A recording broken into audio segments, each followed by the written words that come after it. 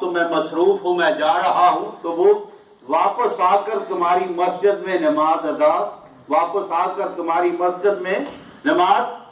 अभी आप वापस आ रहे हैं तबूक से, रास्ते में हैं, तो रब ताला ने ये आयात नाज़िल फरमाई। आयात क्या है? वल्लज़ीना इत्तख़ज़ू मस्जिदन ज़िरारा व कुफ्रा व तफ़रीक़न बैनल मुमिनीन व इरसादन लिमन हारबल्लाह व रसूलहु मिन क़ब्ल वला यहलिफुन्ना इन अरदना इल्लल हुस्ना वल्लाहु यशहदु इन्नहुम लकाज़िबून। फरमाया महबूब, वो लोग जिन्होंने वो मस्जिद बनाई है जो ज़िरार है, ज़िरार का मतलब बजाय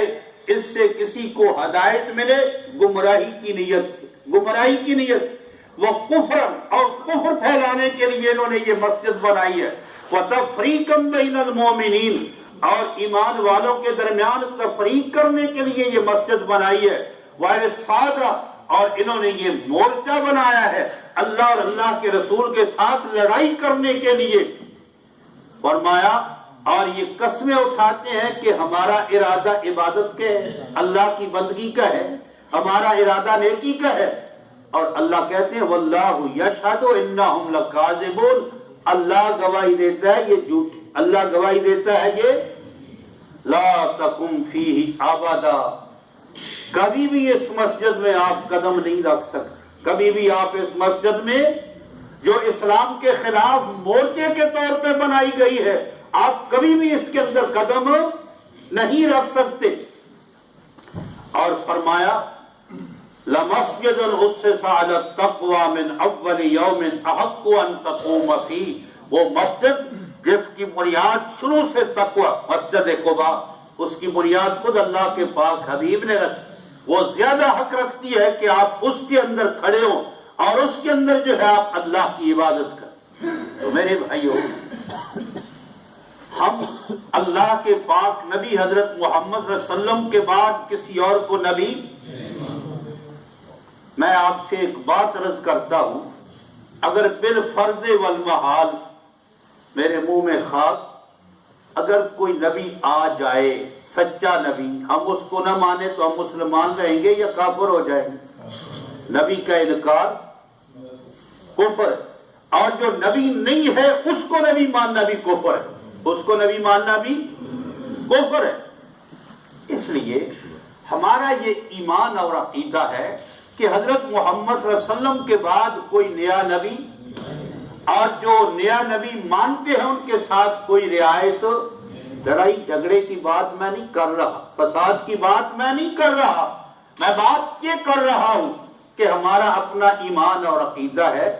वो हमको मुसलमान,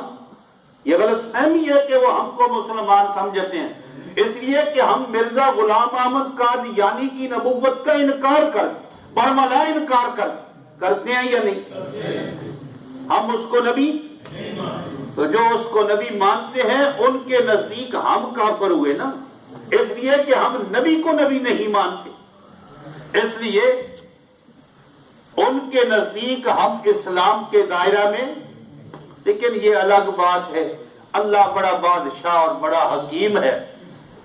उन्होंने फतवा दिया कि जो नबी गालियां नहीं, नबी गालियां, उसने फतवा दिया कि जो मुझे नबी नहीं मानते वो कंजरियों की औलाद है, वो जो मुझे नबी नहीं मानते वो क्या है? और अपने बेटे ने इनकार कर दिया, अपने बेटे ने। लोगों ने कहा कि अब बताओ जो तुम्हारे घर है ये कौन है? ये उनकी बात मैं अर्ज कर रहा हूं। कहा जो मुझे नबी नहीं मानते वो कंजरियों की औलाद है, अपने बेटे ने इनकार, और उनसे पूछे वो भी मानते हैं कि उसने इनकार किया। तो फिर लोगों ने उस वक्त कहा, अहले इल्म ने, अब बताओ कि अब तुम्हारे घर कौन है? इसलिए मेरे भाइयों, ये इस्लामी इस्तिलाहात जो हैं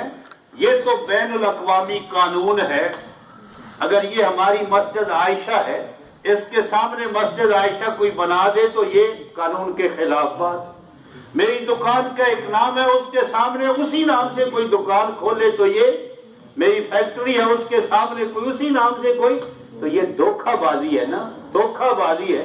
हम सिर्फ यही अर्ज करते हैं कि धोखाबाजी बराए मेहरबानी न करें, اپنا نام اور اپنے القابات جو ہے وہ اپنے لیے خود منتخب کریں جو چاہتے ہیں، اور جو ہمارے اسلام کے شاعر ہیں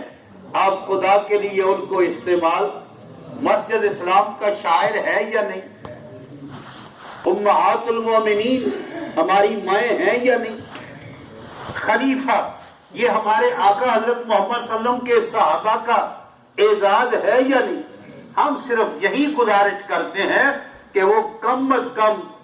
جب ہم ان سے ملنا نہیں چاہتے تو وہ بھی ہم سے جدا ہو جائے، اپنا سب کچھ ہم سے علیحدہ کر۔ ہم لڑائی جھگڑا فساد نہیں چاہتے، ہم قانون کے دائرہ کے اندر رہتے ہوئے یہ گزارش کرتے ہیں کہ ہم سے صرف اپنا تشخص جو ہے، اپنے نشانات اور علامات کو علیحدہ کر لے، تاکہ لوگوں کو دھوکہ نہ ہو کہ یہ محمد کے ماننے والے ہیں، یہ غلام محمد کے ماننے، تاکہ لوگوں کو پتہ چلے کہ یہ محمد عربی کے غلام ماننے والے ہیں اور یہ اس کے ماننے والے ہیں۔ یہ بات تو کوئی غلط نہیں نا میں نے کہی، کسی کو گالی تو نہیں نہ دی جی، یہ تو میں نے حق کی بات کہی ہے کہ ہم مسلمان ہیں اور شروع سے، اور ہم پہلے ہیں، ہم پہلے، ہمارے نبی پاک کی ازواج امہات المومنین وہ پہلے سے ہیں، اور آپ کے ساتھی صحابہ پہلے سے ہیں، آپ کے خلفاء وہ پہلے سے ہیں۔ آپ نے اگر نئی نبوت کو قائم کیا ہے تو پھر اپنا نیا نظام بنائے، اور یہ بھی یاد رکھیں جب نیا نبی آتا ہے تو پھر مولانا مودودی علیہ الرحمہ نے فرمایا نبی کا آنا معمولی بات نہیں ہے، انقلاب آ جاتا ہے، تبدیلیاں آ جاتی ہیں، اس لیے شریعتیں بدل جاتی ہیں، قوانین بدل جاتے ہیں۔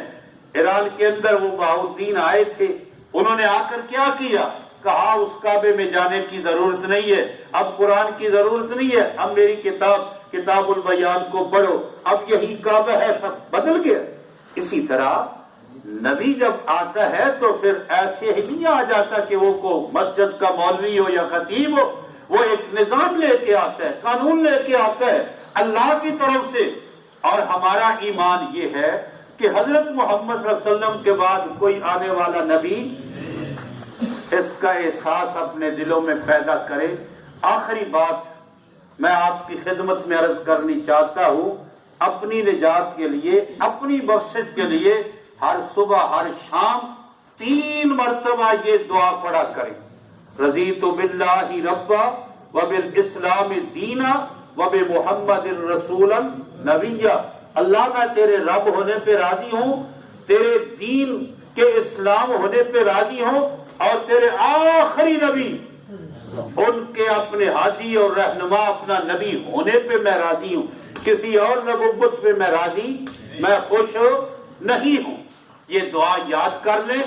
اور اللہ کے رسول نے فرمایا جو یہ دعا پڑھتا ہے قبر میں بھی کام آئے گی، اور معاشر کے دن جو ہے